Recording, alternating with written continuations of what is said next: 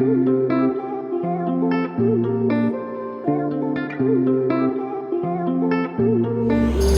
back to the Rustic Hideaway, and today we have somewhat of a surprise, but we also have a stuck concrete truck and 2 more waiting. So that's what happens when it rains downpours the night before. We're resetting the pump truck so we can try to get him emptied out and go from there. Hey everyone! If you've been wondering what took us so long to make this next video, well, you're looking at it. Back in June, we attempted our first concrete pour, and as you can see, it did not go well. We have gotten so much rain, which I know is a blessing, but it became a big problem. As you can see at the base of our hill, the concrete truck stopped in the puddle and got stuck. Getting the truck out left such a mess, it even tore out one of my trees, and we ended up getting rain for weeks on end. Here you can see us trying to pump the water out, and it worked a little bit, but honestly we just got so much rain we had to go with plan B, which was getting more road base down. To this day, there is still a small bit of water left standing there, and I'm honestly tempted to just make it a water feature of our house at this point. The second week came and went. We had to cancel another concrete pour again because of the weather, but we were eventually able to get it on the 3rd week.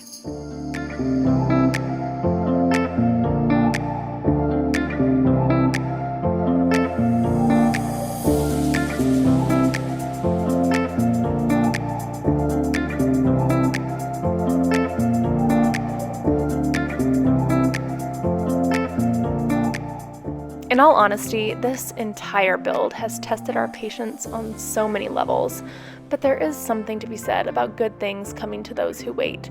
Not that it's easy, but after 3 weeks of constantly trying to get our concrete in, it happened. The crew was amazing, the weather was perfect, and it turned out so spectacular.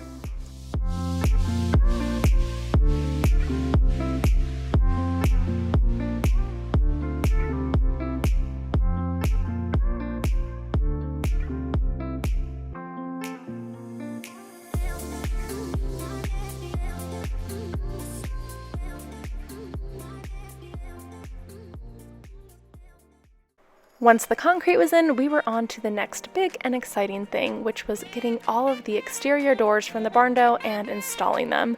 Of course, it came at just the right time because we have a bunch of free-ranging chickens and I was getting a little tired of shooing them out of this space.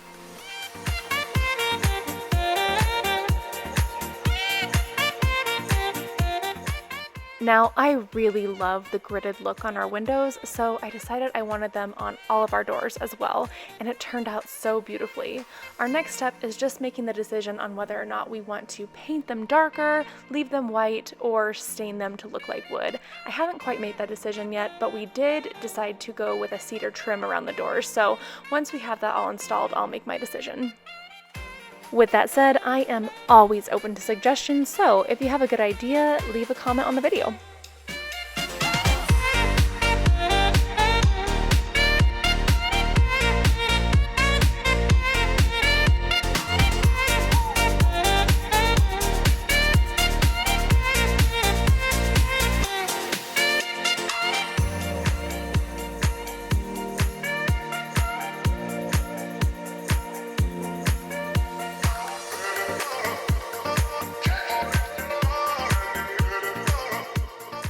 Once all the doors were installed, we moved on to our last big exterior project, the siding.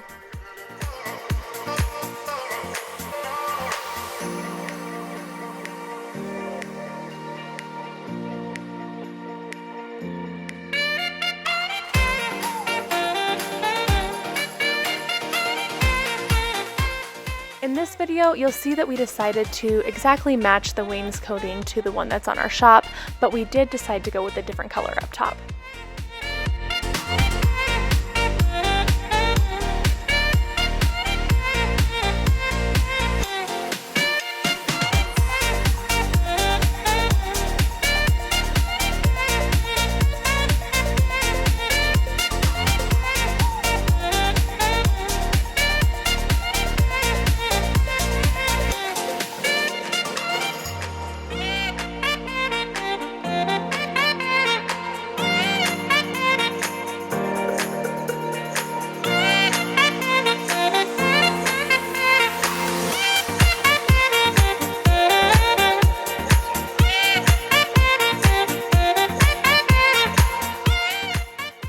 And here you can see our siding color we chose for the top of the Barndominium. It's called Bright White, and we went back and forth and contemplated for a long time whether or not we wanted to go this white, but ultimately the goal was to have a very clean looking house.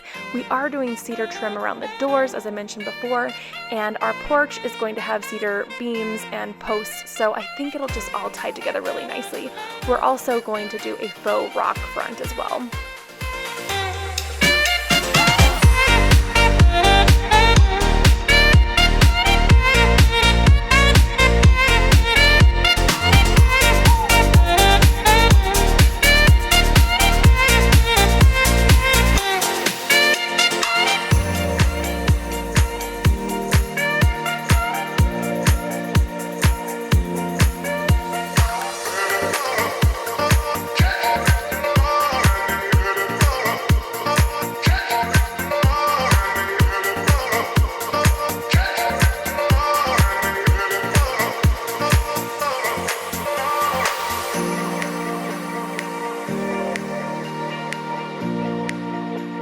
As of today, we have not yet fully completed the siding on the house. We have the front and the back and a small portion of the western side to get to still.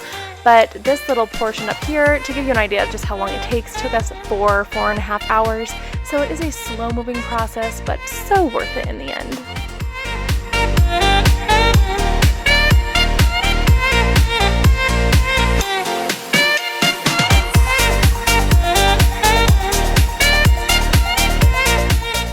And of course, the results so far speak for themselves. Look how beautiful that is. As soon as we finish the siding, we're moving to interior framing, so make sure you hit that subscribe button, like, and follow for more. I'll see you next time here at the Rustic Hideaway.